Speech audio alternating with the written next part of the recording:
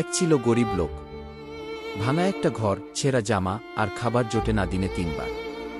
সাহায্য চাইলে মানুষ হাসত আর বলতো, দূর হো, তোরে দিয়ে কিছু হবে না। কিন্তু সে হাল ছাড়েনি। একদিন সে আকাশের দিকে তাকিয়ে বলল, এই দেশের রাজা হব আমি। শুরু হলো তার সংগ্রাম। দিনে কাজ, রাতে স্বপ্ন দেখা। এক এক করে মানুষ তাকে চিনতে শুরু করল। কিন্তু তার সময় তখনও আসেনি। এদিকে রাজার মেয়ে একদিন হঠাৎ ভয়ানক অসুস্থ হয়ে পড়ল। সবচেয়ে নামি দামি ডাক্তার, ওঝা, কবিরাজ, কেউ কাজ করতে পারল না।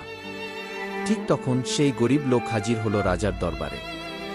সে বলল, আমি রাজকন্যাকে সুস্থ করতে পারি, কিন্তু একটা শর্ত আছে, তার সাথে আমাকে বিয়ে দিতে হবে। কি? রাজা প্রথমে চুপ, তারপর ধীরে বলল, ঠিক আছে, যদি তুমি ওকে সুস্থ করো, আমি কথা রাখব লোকটা তার সব জ্ঞান, শ্রম আর ভালোবাসা দিয়ে মেয়েটাকে সুস্থ করে তোলে। রাজা কথা রাখল। রাজকন্যাকে বিয়ে দিল, রাজ্য তুলে দিল তার হাতে। আর গরিব লোকটা, সে হয়ে উঠল একদিনের রাজা না, পুরো দেশের প্রেরণা।